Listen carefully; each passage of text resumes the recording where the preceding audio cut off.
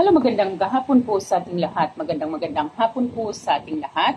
Ngayon po guys ay isa namang pamamaraan upang ang mga bad energy na nakatikit sa ating katawan ay matanggal. Kung pakiwari mo yung dami mong grasya na dumadating ngunit parang napakabilis nitong mawala, ito po ang ating maaaring gawin. Sa araw po ng linggo, mas mainam kung magawa ninyo ito ng umaga sa araw ng linggo.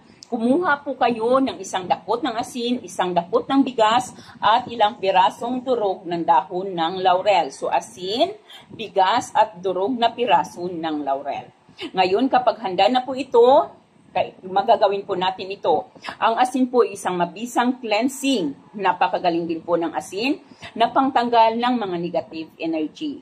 Ang bigas naman po ay ang bigas at dahon ng laurel naman po ay ito ang mga simbolo ng kasaganahan.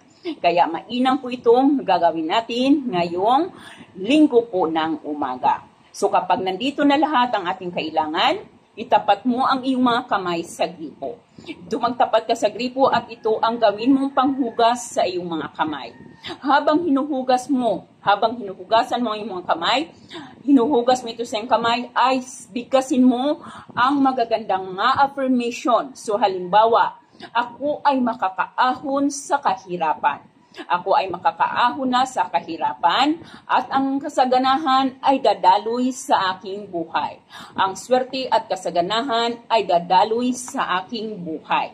Kayo po kung ano man ang iyong hiling, basta po dapat mga positive affirmation ang ating bibigkasin. So, habang hinuhugasan mo ito, tuloy-tuloy mong bigkasin ang iyong mga kahilingan. Ako ay makakaahon na sa kahirapan at ako ay siswertihin sa aking buhay. Magagandang opportunity or oportunidad ay darating sa akin. Ano pang affirmation, ano mang magandang affirmation ang iyong bigkasin habang patuloy ninyong itong hinuhugas sa inyong mga kamay. Pagkatapos po ninyo itong hugasan, ang inyong mga kamay nito, ay wag po ninyong patutuyuin sa harap ng electric pan, kundi hayaan po ninyo na natural na hangin ang magtutuyo sa inyong mga kamay. Muli, samahan po natin ito lagi ng panalangin at syempre, ang ating paniniwala at ang ating pagsusumika. God bless po sa ating lahat.